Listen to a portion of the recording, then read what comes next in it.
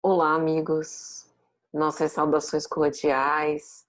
Estamos aqui com muita alegria para o Grêmio Espírita Perseverança e Caridade, uma casa tão querida ao nosso coração, para fazer algumas reflexões doutrinárias neste momento em que nós estamos fisicamente separados, porém psiquicamente juntos, como sempre. E hoje nós faremos considerações com respeito ao tema Espiritismo, acolhimento em tempos de isolamento e distanciamento social. Desde já parabenizamos a casa e o convite merecido na figura de nossa querida amiga Iramar pela escolha de um tema tão pertinente. Porque enquanto nós não, pelo menos pelo que dizem as autoridades médicas e sanitárias, nos advertem para a importância de ter cuidados com a nossa saúde e com a saúde do outro, e daí esta ideia de não aglomerar e de preferir o distanciamento e isolamento social por hora. Enquanto isso, nós podemos acolher de tantos outros modos e acolher corações tão diversos. Então, como que o Espiritismo pode nos ajudar? E como que a gente pode encontrar também esse acolhimento nas mensagens e nos ensinamentos espíritas? Sobre isso que nós vamos conversar um pouco no dia de hoje. Como habitualmente nós fazemos, nas nossas preleções doutrinárias virtuais, nós dividimos em alguns momentos, primeiramente uma mensagem edificante, com o objetivo de nos aclimatar psiquicamente às reflexões que serão, né, transmitidas, depois uma prece de abertura dos nossos trabalhos, como sempre fazemos, a preleção doutrinária propriamente dita e, por fim, mais uma prece de agradecimento. Dito isso, então, nós vamos começar. Escolhemos para a mensagem esta preciosa obra, Messe de Amor, primeira obra psicografada por Divaldo Franco, médium do Espírito Joana de Ângeles, né? Então, vamos pedir aos nossos benfeitores, amigos espirituais, que nos assistem e amparam em todos os nossos momentos, que possamos ler uma mensagem que nos promova conforto, amparo e consolo, especialmente no dia de hoje. Capítulo 26. Não sabes. Censuras a mulher infelicitada que vende o corpo, dominada pela volúpia do gozo. Ignoras, porém, os vínculos da própria insânia e agonia que a amargura colocou sob as tintas que lhe encobrem a face. Atormentada acredita na inexistência de outros recursos para angariar o necessário para a vida honrada e humilde, ou para a manutenção de familiares enfermos que lhe ignoram a desdita. Não podes erguer o dedo acusador em relação aos infelizes que passam. Muitos deles desconhecem o abismo em que jornadeiam, são cegos à luz, tragados que foram pelo infortúnio da invigilância a que se entregaram. Não sabes quanto maltrata e fere a ignorância. A ti a vida tem isentado do cerco dos maus e das ciladas de constantes males. Não podes aquilatar a ardência de uma queimadura sem teres experimentado do corpo o calor do ferro em brasa viva. Distende as mãos piedosas como asas de amor e ergue os que tombaram no charco. Os caídos estão punidos pelas feridas que carregam após a queda. Os vencidos sofrem a posição rente ao solo. Compete àqueles que estão de pé dobrarem-se em socorro para ajudá-los. A luz que viceja a planta não indaga a procedência do espinheiro, nem desdenha o covil dos chacais. Aquece, aclara e prossegue. Não podes prever o teu amanhã, e mesmo que o previsses, a ti compete ajudar por enquanto. Mesmo que nunca venhas a necessitar de duas mãos transformadas em alavancas socorristas, podes e deves distender as tuas, porque a dor dos outros não permitirá, mesmo que o queiras, a propagação dos teus sorrisos. Não há felicidade que se faça completa enquanto o pranto escorre nos olhos alheios rasgados pela aflição. A casa do vizinho é departamento da tua casa, e o ser que passa humilhado e vencido pelo crivo da tua observação é experiência que não podes desdenhar. Quem ainda não venceu a luta total não sabe até onde irá a resistência pessoal.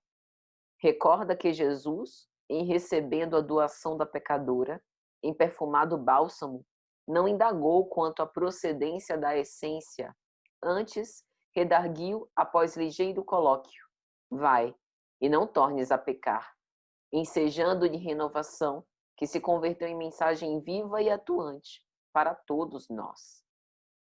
Que mensagem! Que mensagem!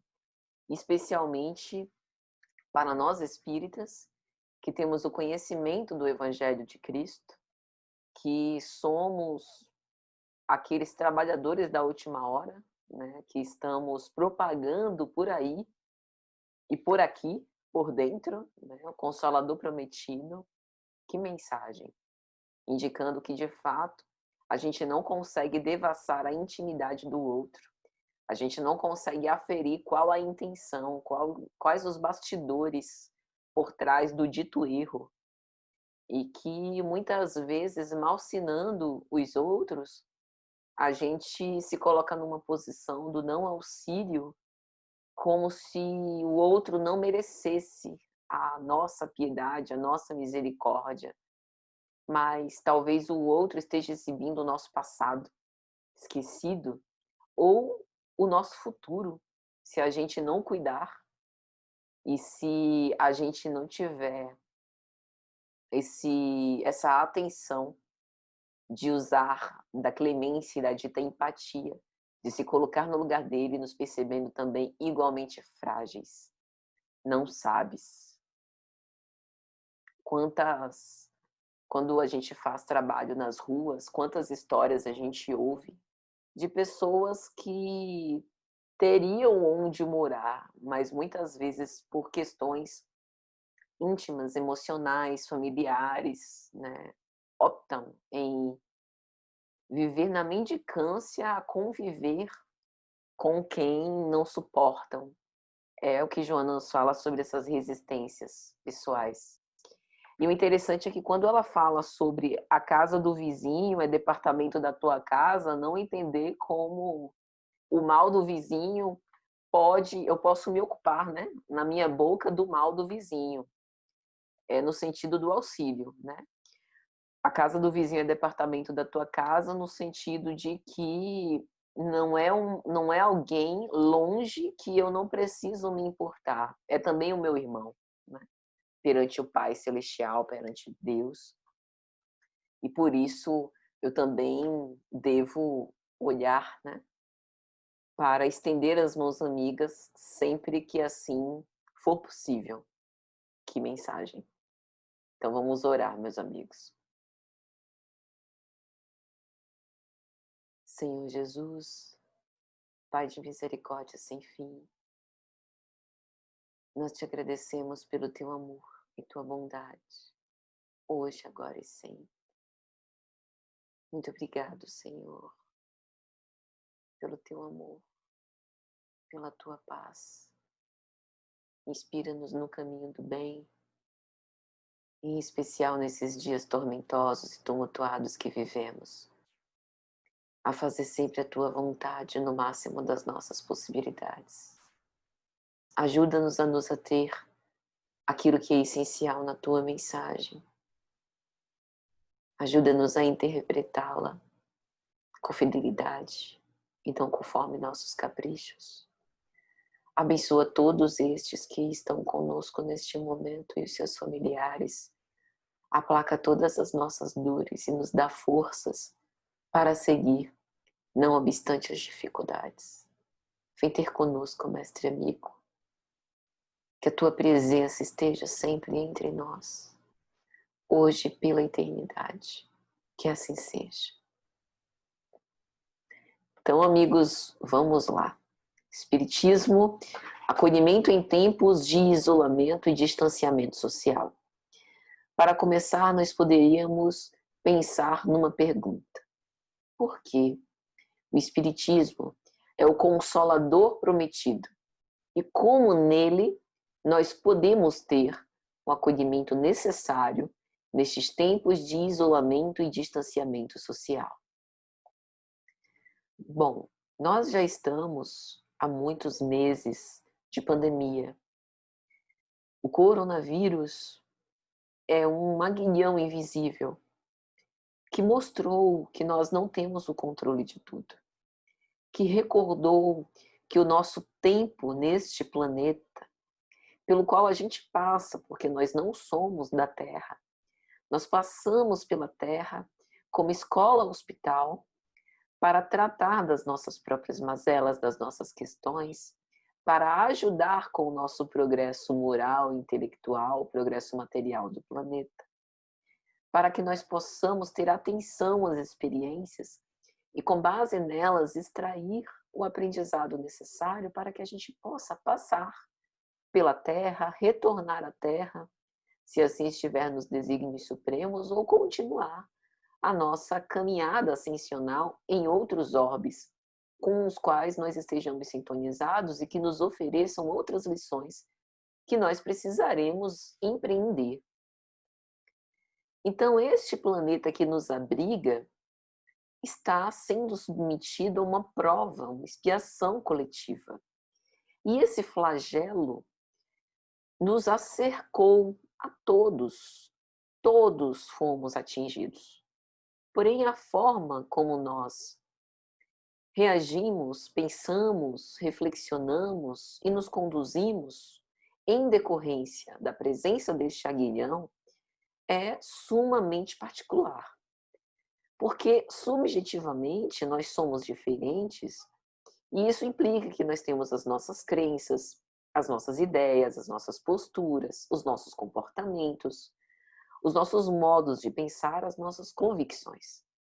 E nós, espíritas, somos animados por um ideal que sempre nos colocou em contato com a imortalidade da alma.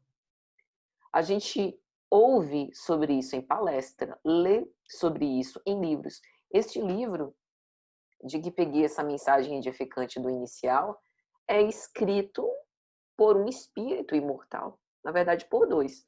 Um desencarnado, que é Dita, que é o autor, e o encarnado, que é o intermediário, que é o intérprete das ideias do espírito Joana de Ângeles. Então, no espiritismo, a gente tem contato direto com a imortalidade a todo momento. Mas, de certo modo, o coronavírus nos faz uma pergunta, nos traz uma inquietação. Será que a gente já vive conforme a imortalidade?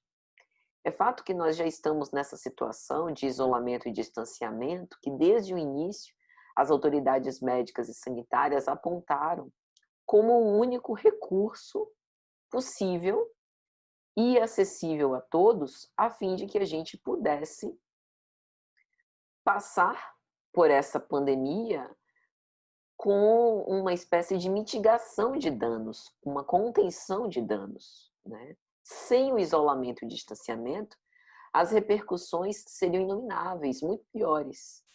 E o próprio espírito Bezerra de Menezes, numa comunicação psicofônica, ainda em março de 2020, através do médium Divaldo Franco, alertou-nos numa mensagem preciosa que está disponível na internet, para que nós também ficássemos com a ciência, ou seja, cumpríssemos as orientações médicas e sanitárias. Tanto é que, a exemplo disso, aqui na nossa cidade, em Salvador, a Mansão do Caminho reestruturou todas as suas atividades em decorrência da pandemia, suspendendo os encontros presenciais. Porém, nós, que gostamos de congregar e que tínhamos o hábito de congregar fisicamente, presencialmente nas casas espíritas, muitos que estávamos em tratamentos espirituais, por exemplo, nas casas, que participávamos de cursos e outros eventos nas casas, sentimos falta desse convívio face a face.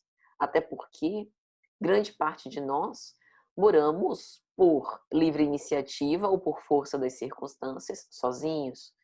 Então, de certo modo, a convivência no centro é uma espécie de sociabilidade de que nós sentimos muitas saudades. E à medida que os meses passam, isso fica mais acentuado. E aí, será que o espiritismo dos livros, o espiritismo dos encontros virtuais no Zoom, no Meet da Google, né, as chamadas de vídeo pelo WhatsApp, pelo Facebook, né, as lives pelo Instagram, pelo YouTube, será que essas tecnologias e o uso das tecnologias para esse fim é um dos objetivos preconizados do espiritismo como consolador prometido? Será que isso é capaz de nos acolher devidamente, como nós necessitamos nestes tempos de isolamento e distanciamento social? Muitos de nós tivemos, inclusive, acessibilidade mais aguçada nesse período de pandemia. Não me refiro nem aos médios ostensivos, para esse fica muito mais patente, né? O intercâmbio dos espíritos. Mas ainda aqueles que não somos médios ostensivos, eu me incluo, nesse tempo de pandemia nós temos estados mais sensíveis, tanto em relação a oscilações de humor que eram alheias ao nosso modo de ser, tanto uma tristeza repentina, uma melancolia injustificável, né? Os momentos de alegria espontânea são um pouco menos frequentes, mas a tristeza, a tentativa de choro, a ideação negativa, isso de certo modo, o mal-estar injustificável, isso de certo modo tem se tornado um tanto quanto frequente. Os pensamentos, ouvir, perceber presenças, os sonhos, que se assemelham com aquilo que Allan Kardec descreve no capítulo 8º de O Livro dos Espíritos, Emancipação da Alma, têm se tornado um pouco mais frequentes. E talvez isso não seja por acaso. Seja justamente reflexo da lembrança de que nós não estamos mesmo sozinhos. E aí as iniciativas para que nós consigamos nos manter juntos têm se somado de diversas frentes, dentro e fora do espiritismo, para encurtar as barreiras, as distâncias e para tentar conectar corações. Ainda que muitos de nós espíritas tenhamos esfriado um pouco o nosso ânimo, principalmente ao longo do perdurar pandêmico. E para que a gente possa começar a falar sobre isso, eu trouxe aqui o prefácio de O Evangelho segundo o Espiritismo. Em O Evangelho segundo o Espiritismo, Kardec é muito enfático a dizer que a filosofia moral cristã está calcada no Evangelho de Jesus. E o Espiritismo, por ser o consolador prometido, visa reviver o cristianismo. É o cristianismo redivivo.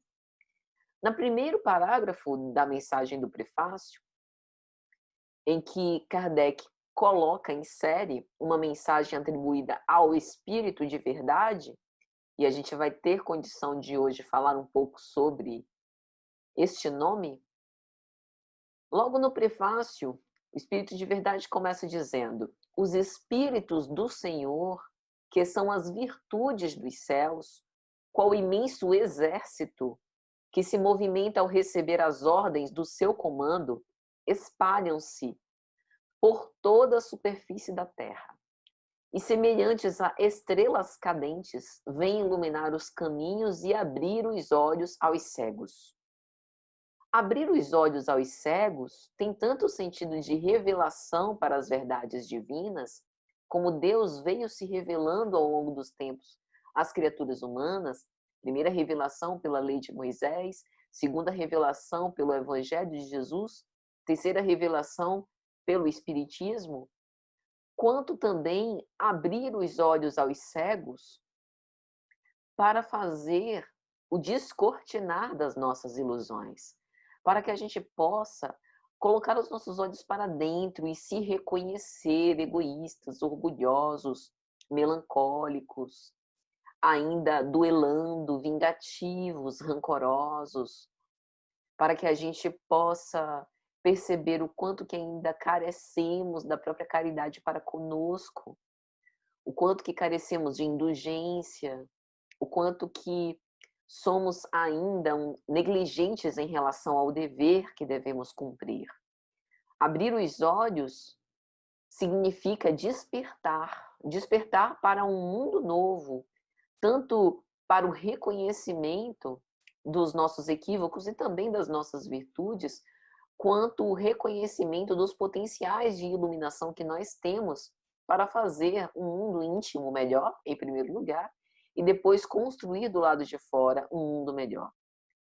E aqui o Espírito de Verdade fala do que Emmanuel, na obra Paulo e Estevão, vai definir como Espírito Santo, quando Emmanuel diz que ninguém desconhece e ignora que Espírito Santo é a nomenclatura dos Espíritos do Senhor, ou seja, daquela pleiade de Espíritos que reflete o pensamento de nosso Senhor Jesus Cristo, que por sua vez reflete o pensamento divino.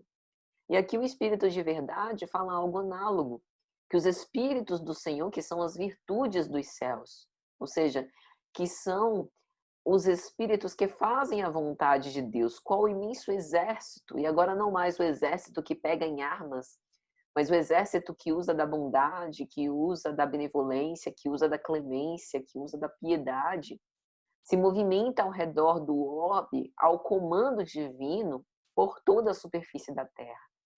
Lembrando que nós estamos envolvidos por essa psicosfera diamantina do Cristo, e que sob o seu influxo, diversos profetas vieram à Terra, como ainda hoje, e profetas aqui no sentido de representantes dessa mensagem que é o próprio pensamento de Deus. Como estrelas cadentes, radiosas, ornadas por mirífica luz, vêm descortinar os caminhos à nossa frente e nos mostrar o tanto de trabalho que a gente tem a fazer, nos incentivar com bom ânimo. Mas ao lado disso, espíritos ainda turbulentos, violentos, belicosos, também têm reencarnado no planeta.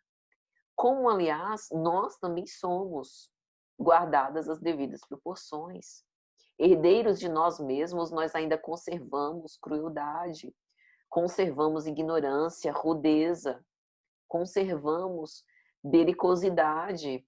Porque não fosse isso, a violência do lado de fora não teria a menor ressonância do lado de dentro das criaturas. E a indulgência e o perdão seriam muito mais fáceis de serem praticados. Porém, repetimos, se os Espíritos do Senhor, quais estrelas cadentes, descem dos céus e também estão conosco, quem tem mais ressonância no nosso coração? A quem nós ouvimos? Será que a gente já consegue perceber a presença desses Espíritos do Senhor ao nosso lado?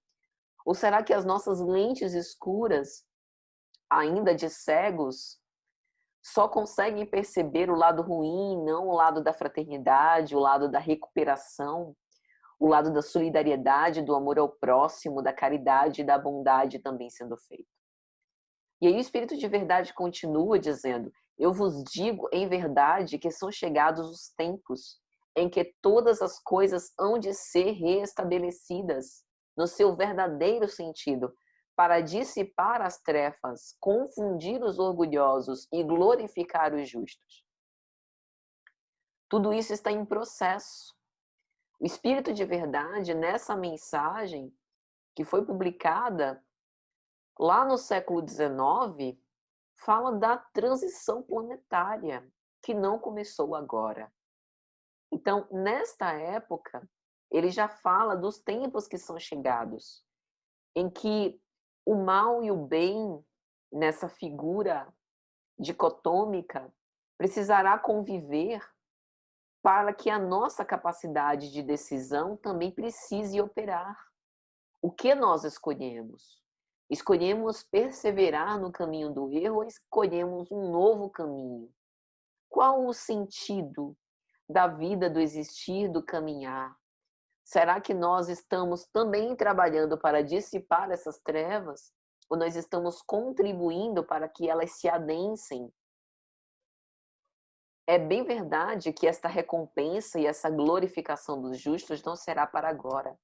Mas todo o terreno tem sido preparado para este grande momento. E nós, quais trabalhadores da última hora, estamos sendo convocados para trabalhar com o Senhor neste momento. E aí o Espírito de Verdade continua. As grandes vozes do céu ressoam como os sons de trombetas e os cânticos dos anjos se lhes associam. Nós vos convidamos, a vós, homens, para o divino concerto. Tomai da lira, fazei uníssonas vossas vozes, e que no hino sagrado elas se estendam e repercutam de um extremo ao outro do universo. É linda essa figura do concerto, porque um concerto é harmônico. Não obstante os diferentes instrumentos, o maestro divino, nessa figura simbólica, o próprio Cristo, é capaz de harmonizar todas as particularidades de nós, criaturas humanas. Instrumentos imperfeitos, mas que podem ser afinados pelo diapasão do Divino Mestre, como diz Emmanuel em uma de suas mensagens na obra Fonte Viva. As vozes dos céus falam, as suas vozes ecoam como sons de trombetas, e elas estão associadas aos cânticos dos anjos, ou seja, em consonância com os propósitos de Deus. E nós que estamos na Terra estamos sendo convidados a pegar os nossos instrumentos, e aí a gente pode pensar em que instrumentos são esses, né? Poxa, eu não sei tocar nada, não sei tocar nem violão, nem uma flauta doce, mas tem outros instrumentos que a gente sabe tocar. Um advogado sabe tocar o instrumento jurídico, um psicólogo, um psicanalista, um terapeuta sabe tocar com a sua teoria a mente humana e buscar o bem-estar possível, não obstante os dilemas e os desafios emocionais e existenciais das criaturas que buscam ali conhecer-se e aplacar a sua angústia. Os engenheiros sabem tocar os instrumentos dos cálculos matemáticos, dos projetos bem elaborados para grandes construções, para utilizar a força para produzir grandes coisas, para produzir cultura, para movimentar a indústria, para produzir bens de consumo. O farmacêutico sabe utilizar dos instrumentos da farmácia química a fim de aplacar a dor e de curar também doenças, ou pelo menos participar desse tratamento. E o médico, que sabe operar o instrumento da sua inteligência para restabelecer a harmonia do corpo humano, agora um corpo físico ligado ao psíquico e o emocional, e por que não também ao espiritual. Cada um de nós, com as nossas potencialidades, com o dom da oratória, com a paciência, com a candura, com a sociabilidade, com o dom de ensinar e de ouvir, cada um de nós, com o nosso quinhão, com aquilo que nós podemos dar de melhor, estamos sendo convidados para sermos mais uma voz neste concerto e promover o acolhimento, não obstante os tempos de isolamento e distanciamento social. Mas às vezes somos nós que deixamos a nossa enxada ao lado, e essa enxada que não é utilizada para arar o campo enferruja. E quando for soada a hora, que o senhor da vinha vier e perguntar, vier dar o salário pelo nosso serviço, e perceber que o serviço não foi feito, quanta vergonha, quanto arrependimento, quanto remorso não tomará conta de nós. E o Espírito da Verdade termina essa mensagem dizendo: homens, irmãos a quem amamos, aqui estamos junto de vós. Amai-vos também uns aos outros, e dizei do fundo do coração, fazendo as vontades do Pai que está nos céus, Senhor, Senhor, e podereis entrar no reino dos céus. Aqui o Espírito de Verdade repete o Cristo. Nem todos que dizem Senhor, Senhor entrarão no reino dos céus, mas aquele que faz a vontade do Pai. E fazer a vontade do Pai é não se evadir das condições onde foi colocado, dos postos de serviço onde foi designado a atuar. Exatamente como o Espírito Bezerra de Menezes fala nessa mensagem psicofônica, de que nós já citamos. Portanto, meus amigos, nós precisamos entender qual é o nosso papel. Emmanuel, na obra Paulo e Estevão, pelo Espírito, Emmanuel, a psicografia de Chico, no prefácio, vai dizer que todos os homens menos rudes têm a sua convocação pessoal ao serviço do bem. É importante que a gente pense nisso. Então, para que a gente possa refletir um pouco mais sobre como fazer tudo isso, eu trouxe umas belíssimas páginas, né? Talvez as mais belas, eu sempre digo isso, acabou caindo num clichê, né? Toda passagem evangélica que eu trago para alguma reflexão doutrinária, eu sempre digo que é a mais bela. Mas porque o Evangelho é o livro mais belo que já li. E é interessante como todas as vezes que a gente lê, sempre tem um sabor mais especial. Porque à medida que a gente vai vivendo e experimentando as provas e os desafios, a gente vai conseguindo devassar um entendimento do evangelho diferente. Por ora, algumas palavras machucam, porque lembram das nossas dores internas. Outras horas servem de consolo, aquele consolo que nos deixa quase em êxtase. O evangelho sempre tem essa beleza para os olhos que sabem ver e apreciar. E aqui eu trago nada menos que o capítulo 14 de João, a despedida de Jesus. Em especial no versículo 15, quando Jesus vai dizer: se me amais, observareis os meus mandamentos, e eu rogarei ao Pai, e ele vos dará outro Paráclito, para que convosco permaneça para sempre o Espírito da verdade, que o mundo não pode acolher, porque não o vê nem o conhece. Vós o conheceis, porque permanece convosco, e em vós será. Aqui Jesus está falando diretamente para os apóstolos. Então, o Espírito da verdade é conhecido dos apóstolos, porque permanece convosco. Parece que Jesus está querendo dizer que os apóstolos conhecem não a personificação do Espírito da verdade, mas a ideia que o anima. Conhece o entendimento, a essência da mensagem, por traduzir a mensagem do próprio Senhor. No meio espírita, a gente tem basicamente 3 posicionamentos sobre quem seria o Espírito de verdade, se for, de fato, a personificação de alguém. Alguns dizem que é o próprio Cristo, outros que seria João Batista e outros que seria um grupo de espíritos elevados atuando sob a direção do Cristo Jesus. Particularmente, eu gosto muito da ideia de que o Espírito da Verdade é uma mensagem que leva um nome que não é personalista, que não nos faz ter acesso a nenhuma biografia em especial, né, de alguma personalidade humana que habitou a Terra. Espírito da verdade é genérico e, ao mesmo tempo, bastante definido, porque verdade se contrapõe ao erro, ou seja, espírito da verdade contraposto ao espírito do erro. Então, o espírito da verdade só falará aquilo que reflete a própria mensagem de Deus e, portanto, é um bom representante para o Evangelho Redentor. Então, qualquer um que fale em nome do Espírito da Verdade irá repercutir uma mensagem que tem consonância com a mensagem divina e com o Evangelho Redentor. Por isso eu gosto bastante dessa ideia de que o Espírito da Verdade é um grupo de espíritos elevados que fala em nome do Espírito da Verdade, sob a direção do Cristo, sob o influxo do pensamento de Jesus, refletindo, por sua vez, a própria mensagem divina. Então, aqui nesse versículo, a gente tem uma ideia de perenidade.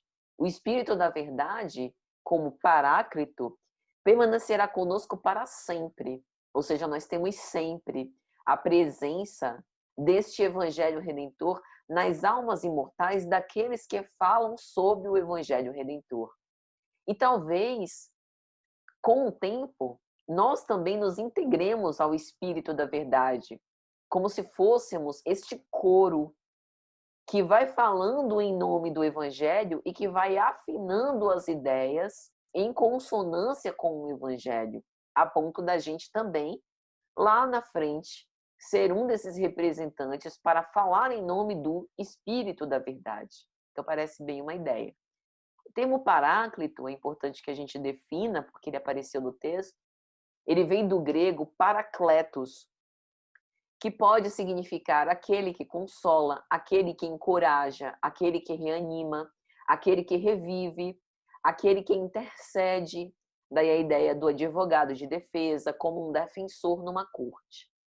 Então parece que dentro desse contexto de Jesus, ele vos dará outro paráclito para que permaneça conosco, será outro consolador, outro reanimador que reviverá a mensagem que vocês já conhecem, que eu vos apresentei, no caso do Cristo.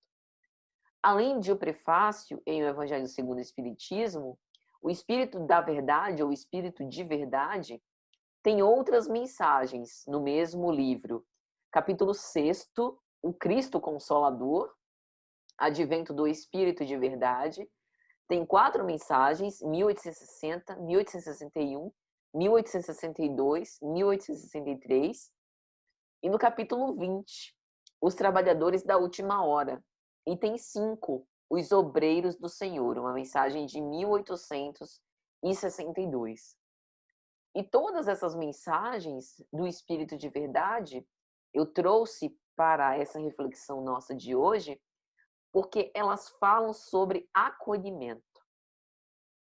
E é interessante porque, inclusive, a lei humana e as diversas iniciativas, né, das políticas de humanização, elas falam também sobre o acolhimento. Por exemplo, o Ministério da Saúde elaborou uma cartilha de política nacional de humanização do SUS, que afirma que acolhimento é uma das diretrizes de maior relevância da Política Nacional de Humanização do SUS. É uma ferramenta de intervenção na qualificação da escuta, na construção do vínculo, na garantia de acesso com responsabilização e resolutividade nos serviços, como se fosse uma análise do próprio processo de trabalho de saúde com foco nas relações. Então, é como se o acolhimento presente quebrasse um pouco a distância entre aquele que é atendido e o que atende, levando a reconhecer o que usufrui o usuário dos serviços de saúde como um sujeito, participante, ativo no seu próprio processo de restabelecimento. Então, veja como essa ideia é interessante, porque essa ideia já é uma ideia espírita, que nós nos curamos de dentro para fora. O próprio Cristo dizia isso. Que queres que eu faça? Ele dizia: que queres que eu faça? Perante cegos, perante paralíticos, perante leprosos, perante doentes físicos. Ora, seria necessário que o Cristo perguntasse o que a pessoa quereria que ele fizesse? O que você acha? Mas é importante porque o Cristo reforça a ideia de que nem todo aquele que padecemos, é sempre bom nos incluir, nem todos aqueles que padecemos queremos nos curar. E ao fazer essa pergunta, ele engaja, ele implica o indivíduo. Não, mas o que queres que eu faça? E aí, embutida nessa questão, tem também a questão: você crês que eu possa te curar? Né? Você realmente busca, né, livrar-se dos sintomas ou uma renovação interior? Essa pergunta é maravilhosa. E veja como isso tem tudo a ver com acolhimento. A gente tem basicamente, em termos de opiniões, 2 tipos de pessoas: os críticos e os céticos. Isso aparece muito em grupos de estudos. O cético, e Kardec, em O que é o Espiritismo, coloca as primeiras mensagens iniciais sobre uma comunicação que ele teve com críticos e céticos. Eu fico impressionado com a paciência de Allan Kardec para responder aquelas cartas, né, inúmeras cartas que ele recebia, sempre com muito cuidado, sem a menor impaciência, né? E aí, o cético é aquele que não entende porém tem espaço para escutar. É alguém que não tem a mesma convicção que a nossa, porém quer ouvir o que a gente tem a dizer e vai analisar aquilo que a gente disser. Não é garantia que ele vai se converter, o que para a gente está tudo certo, porque no Espiritismo, pelo menos, nós não deveríamos procurar proselitismo, fazer proselitismo, convencer ninguém a nada. E aí Kardec explica que para o cético nós devemos instruir sempre que formos interpelados, portanto. Porém, há um outro tipo de pessoas que são os críticos. O crítico é aquele que tem uma opinião formada e ele não deseja ser convencido. Pelo contrário, quanto mais a gente se mostra inflexível, né, e um tanto quanto refratário, mais ele quer fustigar o nosso juízo, porque ele percebe a nossa irritação, o nosso desagrado, pela tentativa que a gente tem de convencê-lo e a impossibilidade de fazê-lo.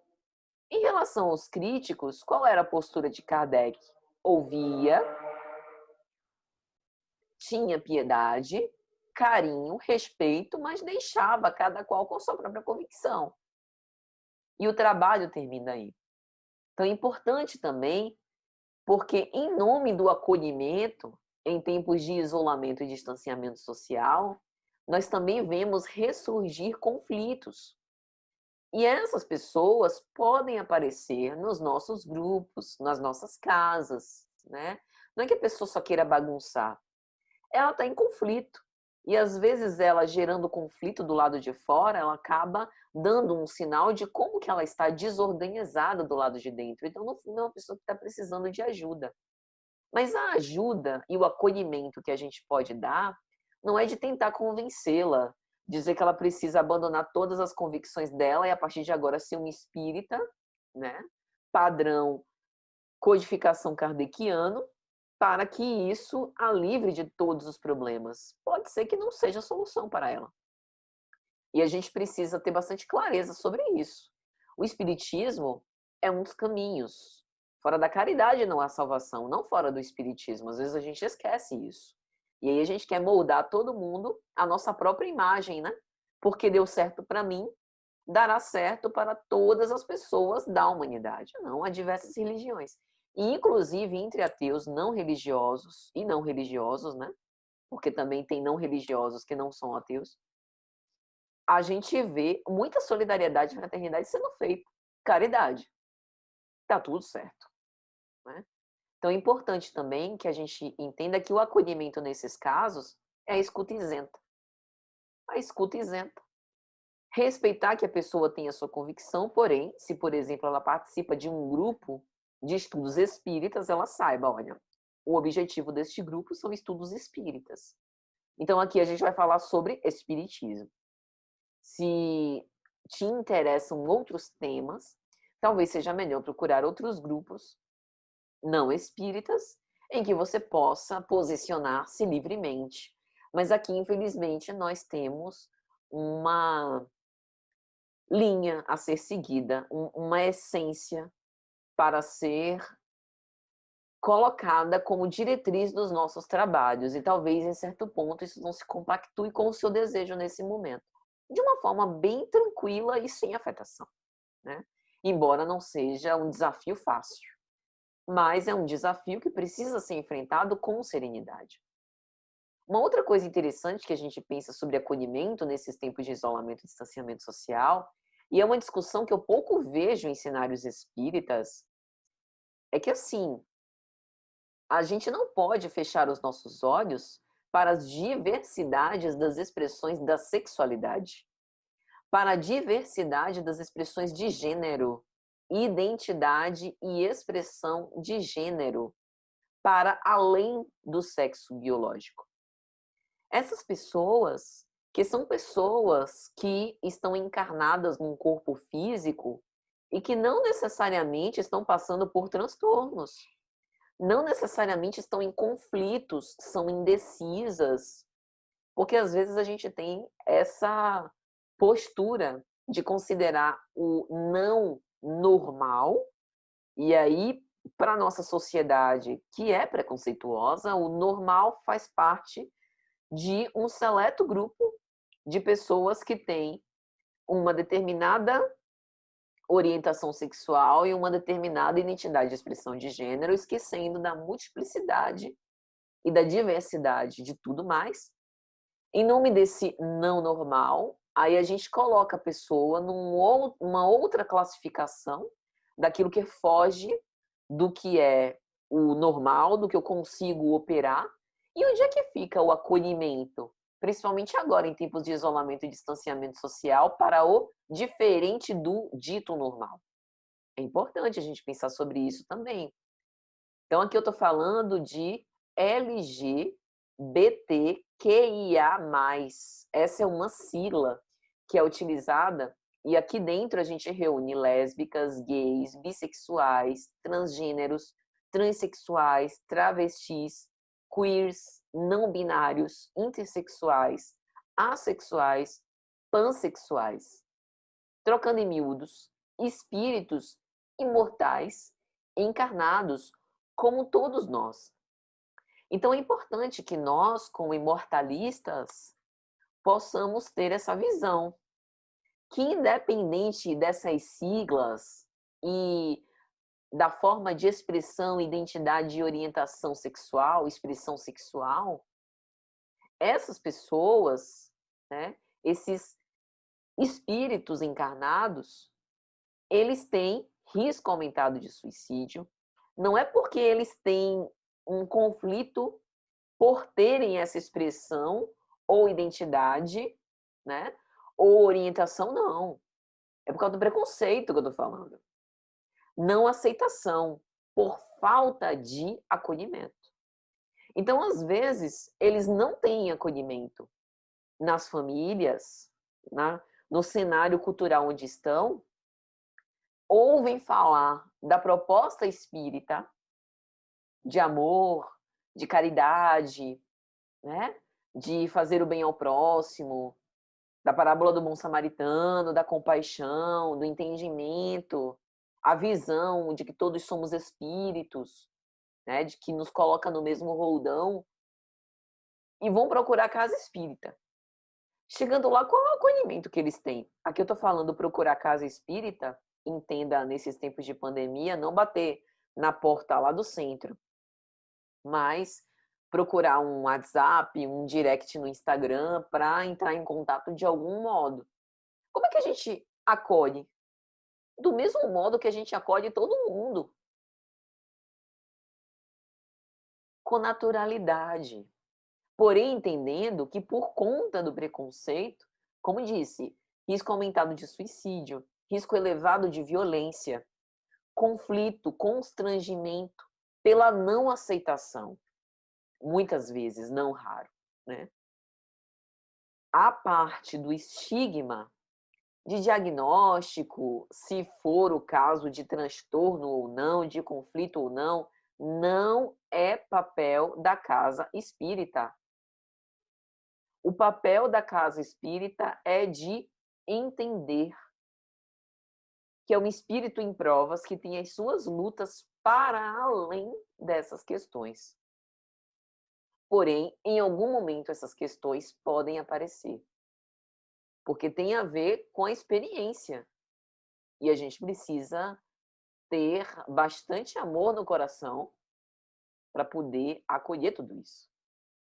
E aí, voltando para o discurso de Jesus, lá no capítulo 14 ainda de João, no versículo 18, Jesus nos consola dizendo: não vos deixarei órfãos, eu virei a vós. Ainda um pouco e o mundo não mais me verá, mas vós me vereis, porque eu vivo, e vós também vivereis. E aí a Bíblia de Jerusalém coloca um comentário que eu acho assaz interessante. Não se trata mais da volta do Cristo, a parúzia, tal qual era conhecida, mas da presença puramente espiritual do Cristo sabedoria em companhia do Pai. Na primeira epístola aos Tessalonicenses, capítulo 4, versículos 13 e 18, o apóstolo Paulo fala sobre isso, né? Nos mortos e os vivos na vinda do Senhor. Mas agora é a presença constante do Cristo em pensamento, influenciando, magnetizando a psicosfera do orbe terrestre, nos deixando sempre em contato psíquico com ele. E os seus novos intérpretes agora vão ser as almas dos homens que habitaram a terra, os espíritos com o cristianismo redivivo, né? Com o espiritismo codificado, que reproduz, que interpreta, que dá continuidade a toda a filosofia moral do Cristo. E aí, nesse mesmo capítulo de João, continua: mas o Paráclito, o Espírito Santo, que o Pai enviará em meu nome, vos ensinará tudo e vos recordará tudo que eu vos disse. E aqui a gente tem mais uma característica do Consolador prometido: restauração, né? A Bíblia de Jerusalém diz: apesar das armadilhas do mundo, não é preciso temer, porque o Consolador prometido irá recordar tudo o que disse Jesus. E aí a gente já falou, né, que na nota de rodapé do livro Paulo e Estevão, pelo Espírito Emmanuel, Emmanuel vai dizer: ninguém deverá ignorar que o Espírito Santo designa a legião de os espíritos santificados na luz e no amor, que cooperam com o Cristo desde os primeiros tempos da humanidade, né?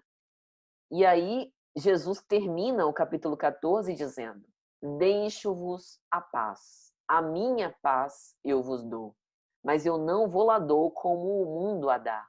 Não se perturbe, nem se intimide o vosso coração. No nosso mundo a gente tem muitos tipos de paz. A gente tem a paz do êxtase depois do consumo das drogas. A gente tem a paz dos medicamentos psiquiátricos. Aqui eu não faço nenhuma crítica aos medicamentos psiquiátricos dentro de um tratamento específico e bem direcionado, né, pelos médicos e acompanhado pelos médicos terrenos. Muito pelo contrário, esse recurso é importante em não raros casos para a preservação da vida e para que possa restituir no sujeito a vontade de viver e de continuar com as suas experiências na carne.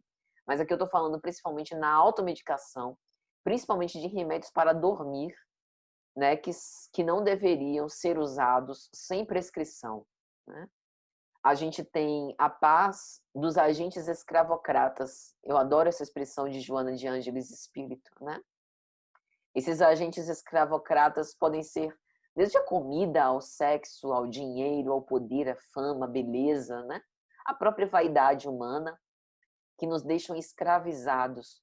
Algo que poderia ser um instrumento de conforto, de consolo, de progresso moral, que muitas vezes colabora para o nosso desregramento moral. Porém, a paz do Cristo é uma paz do dever bem cumprido, é a paz que reflete essa serenidade íntima. E o Cristo nos adverte: não se perturbe, nem intimide vosso coração. Quando a gente recorda de Estevão, o cristão inesquecível, o primeiro mártir do cristianismo primitivo, quando é chamado à cena do seu apedrejamento, em que os delegados das sinagogas se apresentam com as suas vestes de púrpura e linho, ornados de ouro e de pedras preciosas, com aquela opulência desprezível. Estevão com as vestes rotas, o rosto inchado, provavelmente de todos os flagelos por tantos meses que estava preso, porém nos olhos indisfarçável serenidade, imperturbável estado de paz interior, daquele que soubera, como dizia o Cristo: quem quiser vir após mim, que renuncie a si mesmo, tome a sua cruz e siga-me. É importante a gente lembrar isso em tempos de isolamento e distanciamento social.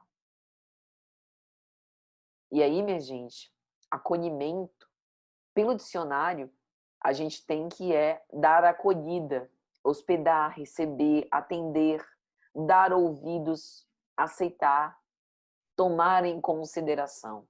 E também a nós mesmos. Aceitar as nossas falhas e também as nossas oportunidades de êxito. Aceitar todas as nossas pequenas vitórias e também as nossas derrotas, sem nutrir culpa nem arrependimento. Foi aprendizado. E que a gente possa analisar cada uma dessas coisas, dando a elas a sua devida conotação, para que a gente possa aprender com o que a gente fez e também com os erros dos outros, para que a gente não repita velhos equívocos. E fomos para o capítulo 14 de João, agora vamos para o capítulo 15. Tem um versículo do capítulo 15, o 8º, que eu gosto demais também, a verdadeira videira. Meu Pai é glorificado em seu Filho, disse Jesus, quando produzis muito fruto, e então sereis meus discípulos. Fazer sempre o bem. Dar frutos. Tem uma história muito interessante que eu ouvi semana passada, que eu achei bem bacana. Você está caminhando com uma xícara de café na mão, e alguém tomba em você, te dá um trompaço, um empurrão. O que acontece? Parte do café que estava na sua xícara é derramada no chão. Por que isso aconteceu? Alguém pode te perguntar. E talvez você responderia: isso aconteceu porque alguém me empurrou. Resposta errada. Isso aconteceu porque na sua xícara tinha café. Se tivesse chá, seria chá esparramado no chão. Se houvesse água, seria água esparramada no chão, mas era café. E por isso derramou o café. Essa história nos mostra que a vida, as provas, irão nos dar empurrões, irão nos movimentar. Esse aguilhão invisível nos tirou do lugar, do nosso pretenso lugar de conforto. Mas a gente vai derramar na vida, em nós, no outro, no chão, aquilo que a gente carrega dentro. O empurrão, não temos controle sobre ele, é uma decisão do outro. A gente até que pode se proteger, pode andar com todas as nossas defesas bem armadas para impedir que alguém toque em nós. Mas e a convivência? Em algum momento seremos empurrados. Então, o caminho que nos resta é cuidar do interior da nossa xícara, do interior das nossas emoções, do que a gente carrega dentro. Essa é uma história muito bonita porque repete Jesus. Onde está o teu tesouro? Aí também está o teu coração. Ou ainda, os frutos reconhecereis a árvore pelos seus frutos, porque uma árvore boa não pode dar maus frutos, nem uma árvore má dá bons frutos. Quando somos empurrados ou quando chacoalhamos uma árvore, são os frutos dela que caem. Então, que produzamos, meus amigos, muitos frutos saborosos pelo amor divino. E, já caminhando para o final, gostaria de agradecer penhoradamente a oportunidade. Espero que tenha sido de alguma sorte útil essas reflexões. Espero que em breve nós estejamos juntos naquele salão doutrinário que nos faz tão bem, com a presença desses benfeitores espirituais que tanto nos auxiliam e ajudam nas nossas dificuldades de todos os dias, mas eles não desapareceram. Eles estão e permanecem conosco. Mas em breve retornaremos e poderemos nos congregar de novo. Já caminhando para o final, deixo uma poesia, pelo espírito Alta de Souza, em Parnaso de Além-Túmulo, psicografia de Chico Xavier. O Senhor vem. E eis que ele chega sempre de mansinho, haja sol, faça frio ou tempestade. Veste o manto do amor e da verdade e percorre o silêncio do caminho. Vem ao nosso amarguroso turvelinho, traz as sombras da vida a claridade. E os próprios sofrimentos da impiedade são as bênçãos de luz do seu carinho. Como o sol que dá vida sem alarde, vem o Senhor que nunca chega tarde e protege a miséria mais sombria. Ele chega e o amor se perpetua. É por isso que o homem continua, ressurgindo da treva a cada dia. Muita paz a todos, meus amigos.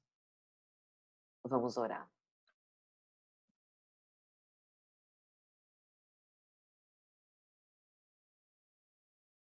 Divino amigo e mestre Senhor, companheiro de todos os nossos momentos.